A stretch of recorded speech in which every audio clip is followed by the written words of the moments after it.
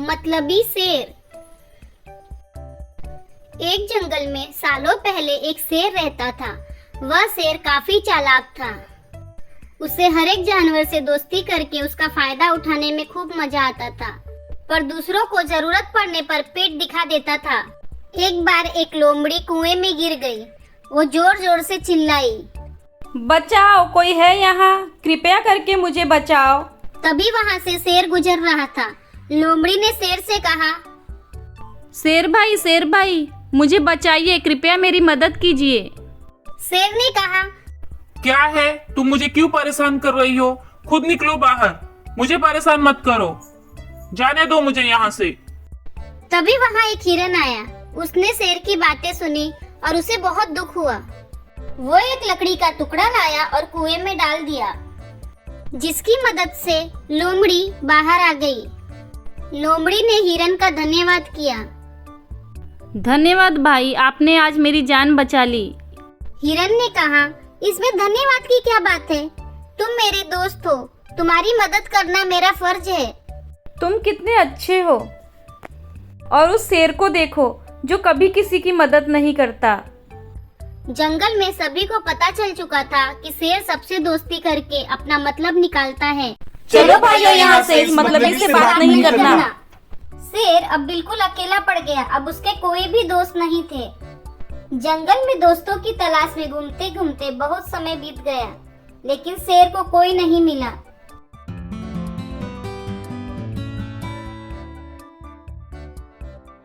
एक दिन वो जब अपनी गुफा में जा रहा था तो उसने देखा कि एक बूढ़ा भालू भी उसकी गुफा के पास घर बना रहा था। उसने अपने मन में सोचा कि इस बार इस भालू से दोस्ती करते हैं, देखता हूँ ये मेरे किस काम आता है। शेर रोज यही सोचता कि किसी तरह भालू से बात हो जाए।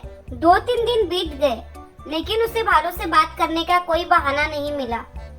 फिर उसने सोचा कि भालू तो बहुत बूढ़ा है, भला ये बूढ़ा भालू मुझे किस काम आएगा? इससे दोस्ती करने का कोई फायदा नहीं है। एक दिन शेर ने भालू को चिड़िया से बात करते हुए सुना। चिड़िया भालू से पूछ रही थी, आप इतने बूढ़े हो तो अपने लिए खाना कैसे जुटाते हो? भालू ने चिड़िया को बताया, पहले तो मैं मछली पकड़कर खा लेता था, पर अब मैं ऐसा नहीं कर पाता हूँ। पर ऐसा नहीं है कि मैं भूखा रहता हूँ, अब मैं शहद खाता हूँ। उसका स्वाद बहुत अच्छा है। उसके लिए मुझे घने जंगल में जाना पड़ता है और मधुमक्खियों से शहद लेकर आना पड़ता है। ये सारी बातें सुनने के बाद शेर के मन में हुआ कि मैंने भी कभी शहद नहीं चखा। अब इस भालू से दोस्ती करनी पड़ेगी। इस भालू से दोस्ती करके ही मैं शहद का स्वाद चख सकता हूँ। इसी सोच के साथ शेर ने एक योजना बनाई। उस योजना के तहत शेर भालू के पास गया और कहने लगा, अरे दोस्त, आपने मुझे पहचाना? आप जब जवान थे तो आपने मुझे एक दिन कुछ मछलियां तालाब से निकालकर खिलाई थी। आपने मेरी इस तरह बहुत बार मदद की है। मैं हर बार खो जाता था और आपसे ही टकराता था। भालू को कुछ भी याद नहीं आ रहा था। उसने सोचा कि इतने सालों पुरानी बात है, हो सकता है कि कभी इसकी मैंने मदद की होगी। भालू सोच ही रहा था कि तब तक शेर ने कहा, अच्छा, मैं चलता हूँ, कभी कोई जरूरत हो तो मुझे याद करना। इतना कहकर शेर अपनी गुफा की ओर चला गया।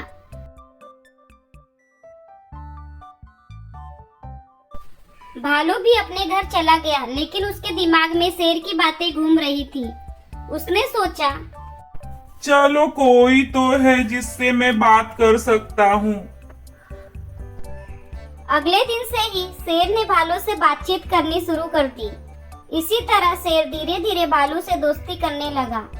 एक दिन शेर ने भालू को अपने घर खाने पर बुलाया। दोस्त, आज रात का खाना हम साथ ही खाते हैं मेरे घर पर। तुम शाम होते ही मेरे घर पर जरूर आना।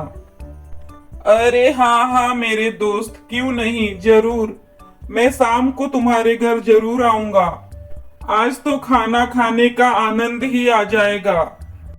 इधर भालू खाने का निमंत्रण मिलने से बड़ा खुश था। उधर शेर ने सोच लिया था कि किसी भी तरह मैं आज रात को भालू को खाना खाने ही नहीं दूंगा। मैं अपना खाना किसी से क्यों बांटूं? मैं एक ही थाली में खाना लगाऊंगा और उसे जल्दी जल्दी खत्म कर दूंगा।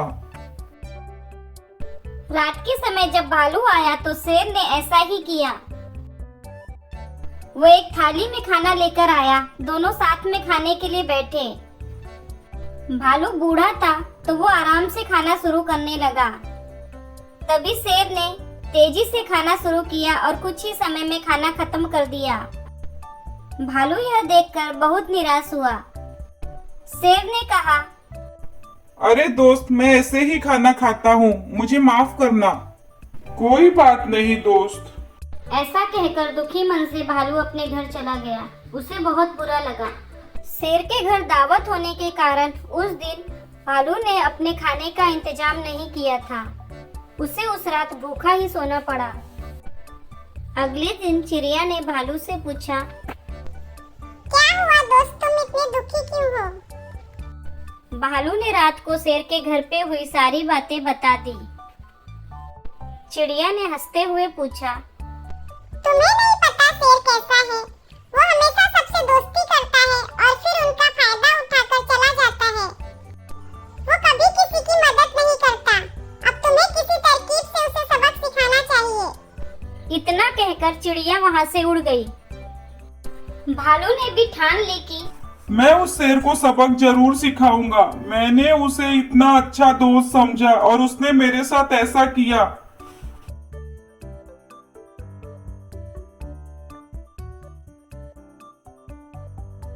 इसी सोच के साथ भालू एक बार फिर शेर की गुफा में गया। उसने बिल्कुल सामान्य तरीके से उससे बात की। उसने शेर को लगने ही नहीं दिया कि उसे रात की बात का बुरा लगा है। दोनों बातें करने लगे। बातों ही बातों में शेर ने भालू से पूछा, दोस्त, तुम अपना रोज का खाना कहाँ से लाते हो? पहले तो मैं मछली पकड़कर खा लेता था, लेकिन अब मैं ऐसा नहीं कर पाता। मैं अब शहद खाता हूँ, उसका स्वाद बहुत अच्छा है।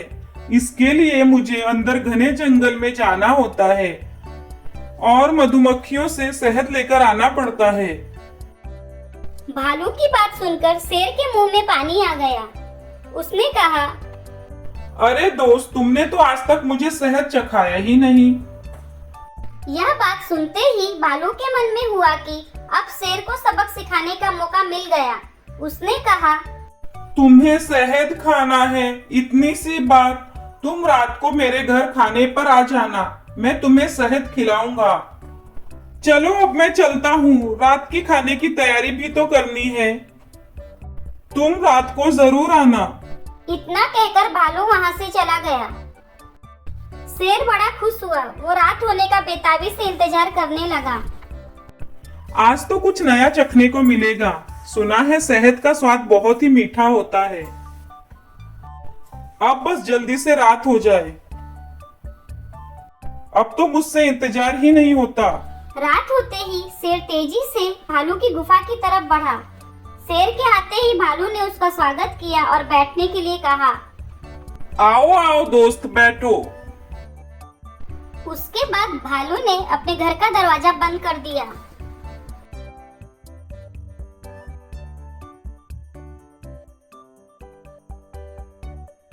शेर ने पूछा, अरे तुम दरवाजा क्यों बंद कर रहे हो? भालू ने कहा, अगर शहद की खुशबू किसी ने सूंघ ली तो वो यहाँ आ जाएगा, इसलिए दरवाजा बंद करना जरूरी है।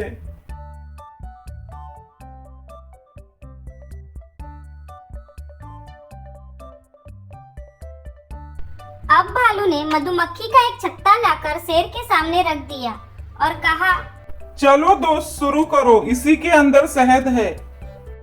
जैसे ही शेर ने उसके अंदर मुंह डाला तो उसे मधुमक्खियों ने काटना शुरू कर दिया। आह आह। वो दर्द के मारे चिल्लाने लगा।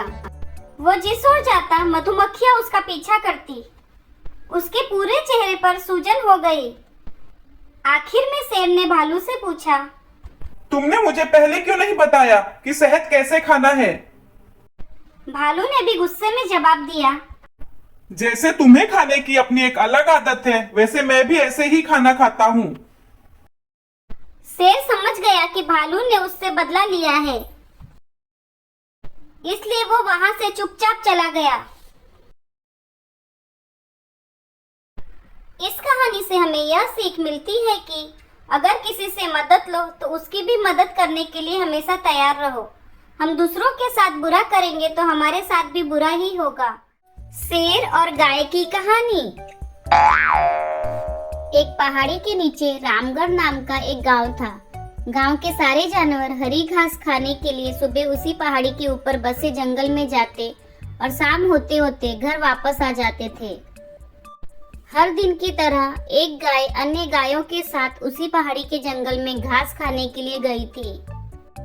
वह हरी घास खाने में इतनी ज्यादा प्रसन्न थी कि वह कब एक शेर की गुफा के पास पहुंच गई उसे पता भी नहीं चला। शेर अपनी गुफा में सो रहा था। वह पिछले 2 दिनों से भूखा भी था। जैसे ही गाय शेर की गुफा के पास पहुंची, गाय की खुशबू से शेर की नींद खुल गई। वह शेर धीरे धीरे गुफा से बाहर आया और गुफा के बाहर गाय देखकर खुश हो गया। शेर ने मन ही मन सोचा कि आज उसकी 2 दिनों की भूख मिट जाएगी। वह इस तंदुरुस्त गाय का ताजा मांस खाएगा और यह सोचकर उसने एक तेज दहाड़ लगाई। गाय शेर की दहाड़ सुनकर डर गई। जब वह अपने आसपास देखती है तो वहां दूर दूर तक उसको कोई भी दूसरी गाय नहीं दिखी।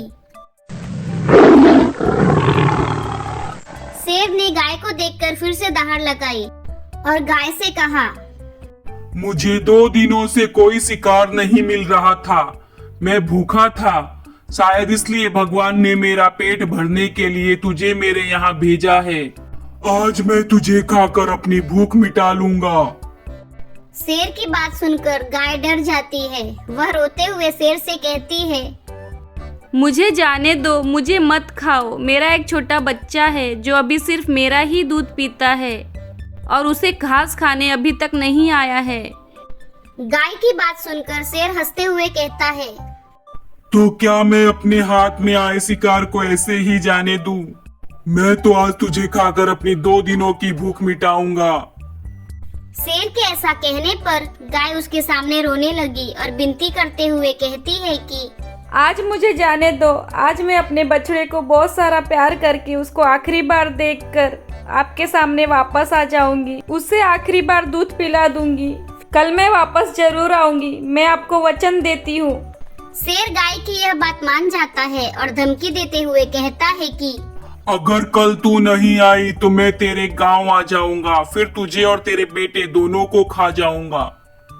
गाय शेर की यह बात सुनकर खुश हो जाती है और शेर को अपना वचन देकर गांव वापस चली जाती है।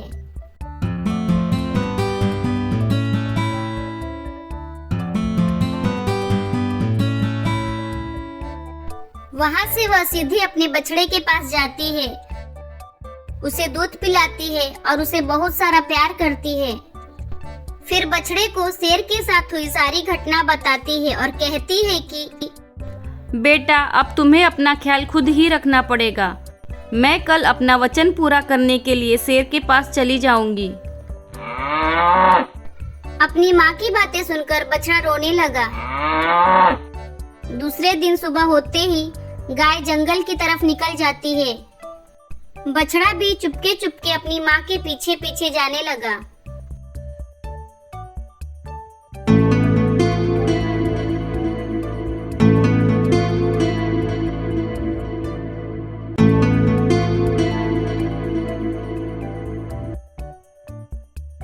शेर के गुफा के सामने पहुंचकर शेर से कहती है कि अपने वचन के अनुसार मैं तुम्हारे पास आ गई हूँ। अब तुम मुझे खा सकते हो। गाय की आवाज सुनकर शेर अपनी गुफा से बाहर निकल कर आया। शेर को देखकर बछड़ा घबरा कर अपनी माँ के पास आ जाता है और शेर से विनती करता है कि कृपया करके मेरी माँ को छोड़ दो। आप मुझे खा लो पर मेरी माँ को मत खाओ। गाय गुस्से में बछड़े को चिल्लाती है, तुम यहाँ क्यों आए? तुम्हें यहाँ नहीं आना चाहिए था। जाओ यहाँ से। नहीं माँ, मैं आपको छोड़कर नहीं जाऊंगा। महाराज, आप मुझे भी खा लो। मैं अपनी माँ के बिना नहीं रह सकता। ये देखकर शेर को दया आ गई। शेर ने कहा, तुम दोनों को देखकर मुझे मेरी माँ की याद आ गई। तुम दोनों जाओ यहाँ से, मैं तुम दोनों को नहीं खा सकता, चले जाओ यहाँ से। उसने दोनों को छोड़ दिया। दोनों खुशी खुशी अपने गांव वापस चले गए।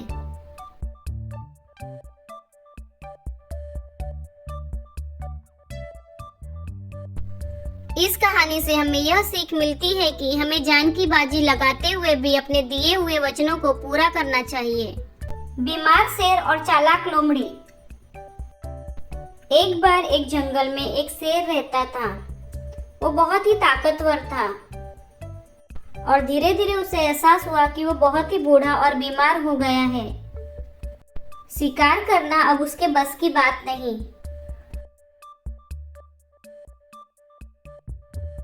पर वो भूखा कैसे रह सकता? उसके लिए वो एक उपाय सोचने लगा। मैं ऐसा क्या करूं कि मुझे शिकार भी नहीं करना पड़े और मुझे भूखा भी नहीं रहना पड़े। तभी उसे एक उपाय सूझा। उसने जंगल के सभी जानवरों को बुलाया और कहा, अब मैं बहुत बूढ़ा हो गया हूँ और अब बीमार भी रहने लगा हूँ। अब मैं अपनी गुफा में ही रहूंगा, बाहर नहीं आऊंगा। मुझे आशा है कि आप लोग मुझसे मिलने अवश्य आएंगे। तभी एक खरगोश बोला, हाँ हाँ महाराज, हम आपसे मिलने अवश्य आएंगे। ये कहकर शेर अपनी गुफा में चला गया। फिर उसके बाद एक एक करके जानवर उससे मिलने जाने लगे। जो जानवर उससे मिलने जाता वो उसे मारकर खा जाता। महाराज कैसे हैं आप? मैं आपकी तबीयत पूछने आया था। अरे आओ आओ भालू भाई, अंदर आओ।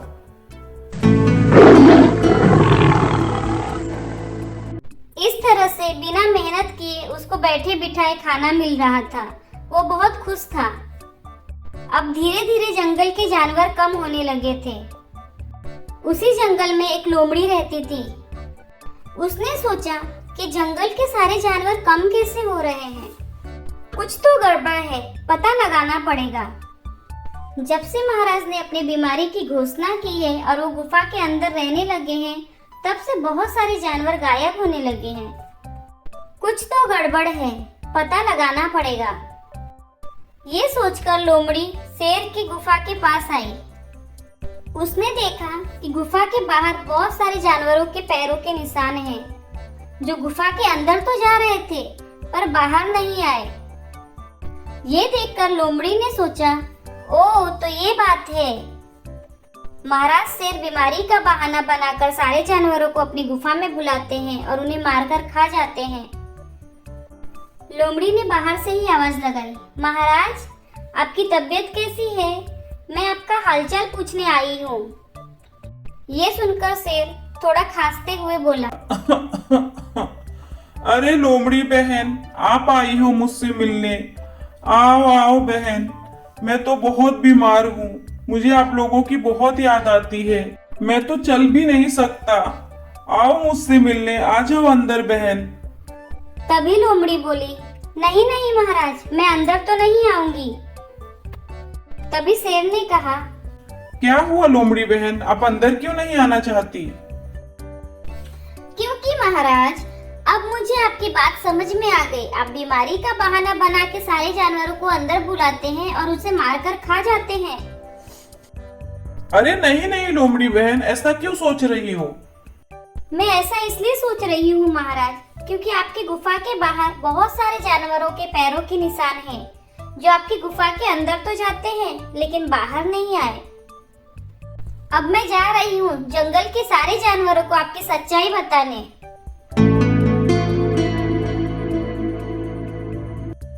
लोमड़ी ने जंगल में जाकर सारे जानवरों को शेर की सच्चाई बताई। अरे सुनो सुनो भाइयों, कोई भी शेर महाराज से मिलने नहीं जाएगा।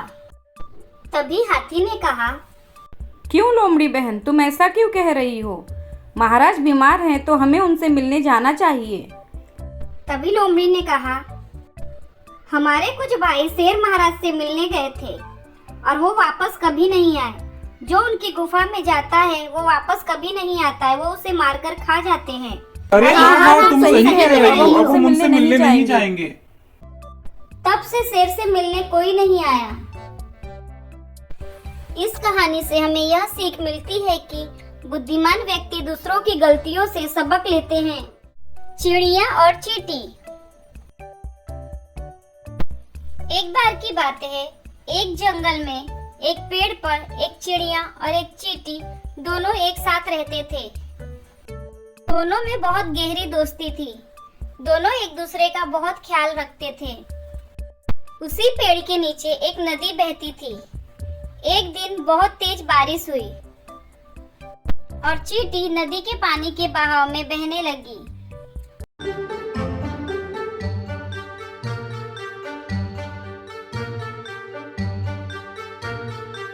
यह देखकर चींटी की मदद के लिए चिड़िया ने पानी में कुछ पत्ते फेंके।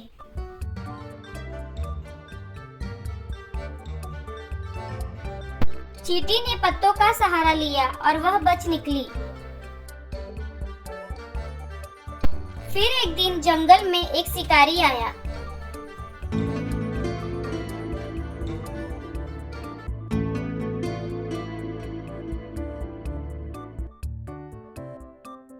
वो शिकारी चिड़िया को देखकर उस पे निशाना लगाने लगा। चींटी ने यह देखा और उसे एक उपाय सूझा। वो फटाक से शिकारी के पैर के पास गई और उसे जोर से काटा।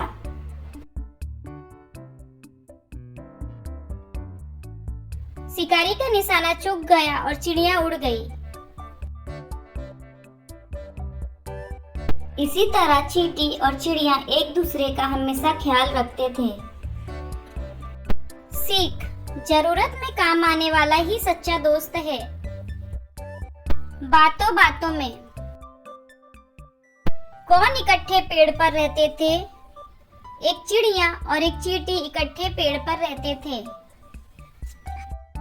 कौन नदी के पानी में बह रहा था? चींटी नदी के पानी में बह रही थी। चिड़िया ने पानी में क्या फेंका? चिड़िया ने पानी में कुछ पत्ते फेंके। शिकारी ने किस पर निशाना लगाया? शिकारी ने चिड़िया पर निशाना लगाया।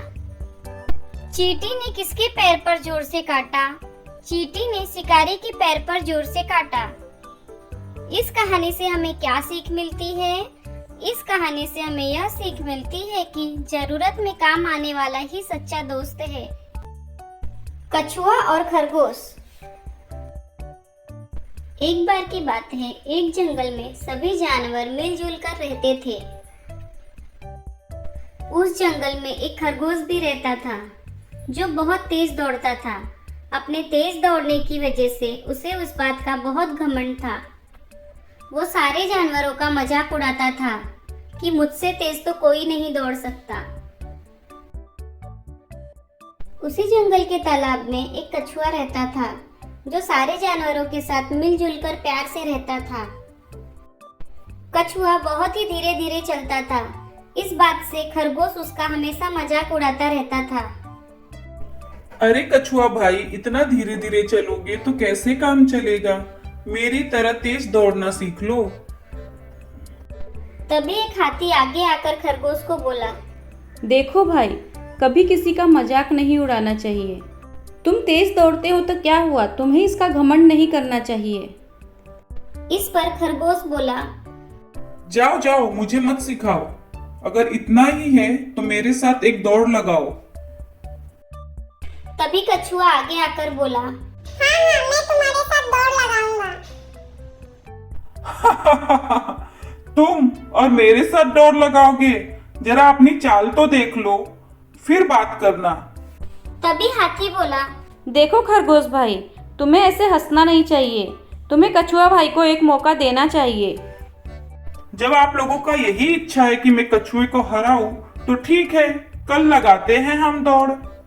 ठीक है कछुआ भाई, कल सुबह आ जाना। कहीं डर के भाग मत जाना। चलो मैं तो चला। ठीक है खरगोश भाई, कल मिलते हैं। दूसरे दिन सब लोग तय समय पर दौड़ के लिए आ गए, पर कछुए को आने में थोड़ी देर हो गई। तभी खरगोश हाथी से बोला, क्यों हाथी भाई, आपका कछुआ दोस्त कहाँ है? कहीं डर के भाग तो नहीं गया? तभी हाथी बोला, ऐसा क्यों कह रहे हो भाई, आता ही होगा, उसे आने में थोड़ी देर हो गई होगी। ठीक है, थोड़ा इंतजार कर लेते हैं। तभी कछुआ आया। माफ करना खरगोश भाई, मुझे आने में थोड़ी देर हो गई। हाँ हाँ ठीक है, चलो दौड़ लगाते हैं। कछुए और खरगोश की दौड़ शुरू हुई। जल्दी करो कछुआ भाई, जीतना है आपको। खरगोश तेज दौड़कर आगे निकलता गया। कछुआ उससे बहुत पीछे रह गया, पर वह धीरे धीरे चलता रहा।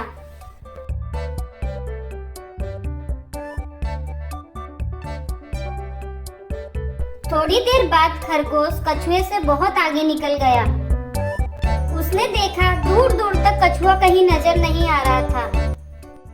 तब उसने सोचा, कछुआ तो अभी बहुत दूर है, दूर दूर तक कहीं दिख नहीं रहा। क्यों ना मैं थोड़ा सा आराम कर लूं। यह सोचकर वह एक पेड़ के नीचे बैठ गया। फिर सोचा, जब कछुआ आएगा तो मैं उसके साथ ही दौड़ शुरू करूंगा। उसे भी तो पता चले कि उससे दौड़ जीतने के लिए मुझे ज्यादा मेहनत करने की जरूरत नहीं। जब मैं कछुआ को हराऊंगा तो उस हाथी को भी पता चलेगा कि मैं कितना तेज दौड़ सकता हूँ। कछुआ अभी भी बहुत पीछे था, पर उसने हार नहीं माना। वो धीरे धीरे चलता गया। थोड़े ही समय के बाद खरगोश को नींद आ गई और वो सो गया।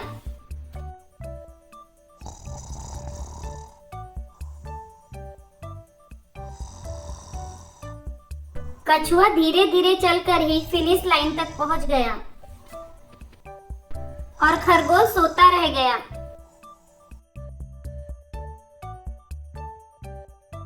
थोड़ी देर बाद जब खरगोश की नींद खुली तो उसने देखा कि कछुआ फिनिश लाइन के एकदम करीब पहुंच गया है। कछुआ धीरे धीरे चलकर ही दौड़ जीत गया और खरगोश को अपनी गलती का पछतावा हुआ। खरगोश ने कछुए से कहा, मुझे माफ कर दो कछुआ भाई, मैं गलत था। अब मैं कभी भी अपने तेज रफ्तार का घमंड नहीं करूंगा। अरे कोई बात नहीं खरगोश भाई, आज से हम दोस्त हुए। खरगोश ने जंगल के सारे जानवरों से माफी मांगी और सब लोग खुशी खुशी प्यार से रहने लगे। इस कहानी से हमें यह सीख मिलती है कि जो धैर्य और मेहनत से काम करता है उसकी जीत पक्की होती है, और जिन्हें खुद पर या अपने किए हुए कार्य पर घमंड होता है उसका घमंड कभी न कभी टूटता जरूर है।